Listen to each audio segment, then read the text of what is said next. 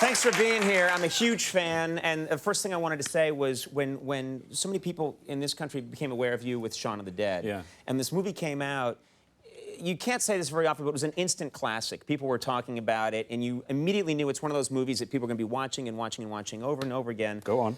I find you attractive. Like to have dinner later. Sure. You say that you brought back the zombie genre, but you felt that the zombie genre had been hurt, irrevocably hurt. I think it was damaged, yeah. Damaged by who? Michael Jackson. You think Michael Jackson, I think, single-handedly almost destroyed the zombie genre? There's a lot of speculation about what Michael did and didn't do, but one thing he definitely did do is kill zombies for 20 years. Now, the reason why was because he made them do body popping. Yeah.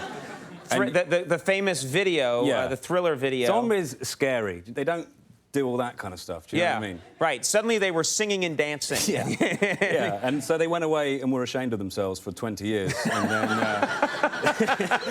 they stood in the corner and thought about what they'd done. And then we sort of... Well, there was a whole bunch of movies that came out about the same time. Sort of all around the same time, but yours very funny. Thank you. And I'm curious, you've had a lot of success in this country with your films now, and you're working a lot in the United States. How does that go over in the UK when when one of their best comic actors and talents comes to the United States? Do they ever accuse you of going Hollywood? Yeah, there's this big thing at home where they say, "Oh, you're going to go to Hollywood now, are you?" Like you have to sort of go over a bridge at midnight and never come back. Right.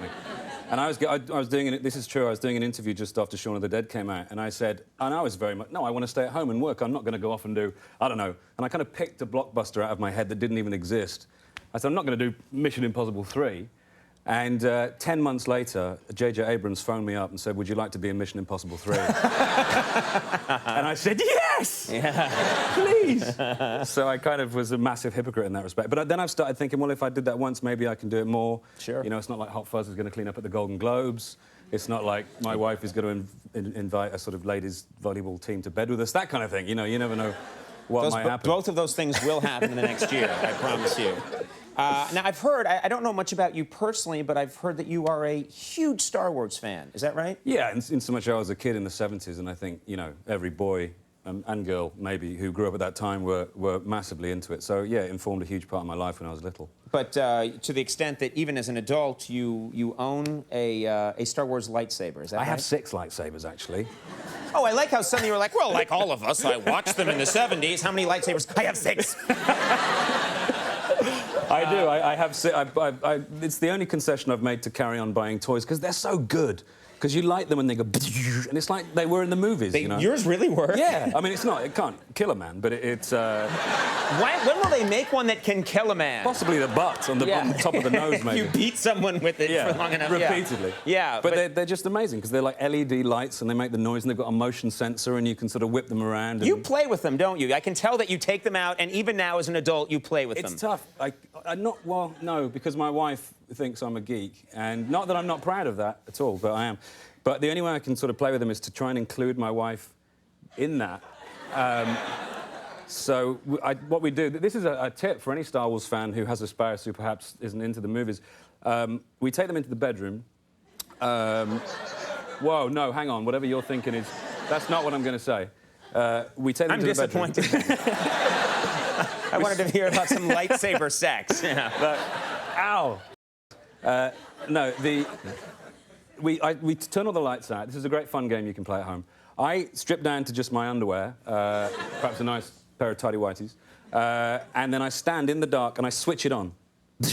And I appear suddenly in the dark, lit by the glittering majesty of my wand. In the darkness. And then I switch it off and I disappear. And then I sneak to a different part of the room. And then yeah. You kind of have to go... Yeah.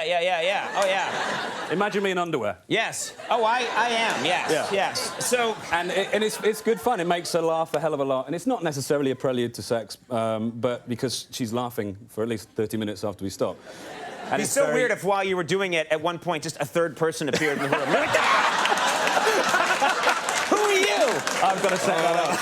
Yeah. If you could arrange that, that would be great. Or a whole ladies' volleyball team with lightsabers. I'm going to take care of all this for you. I'm very powerful.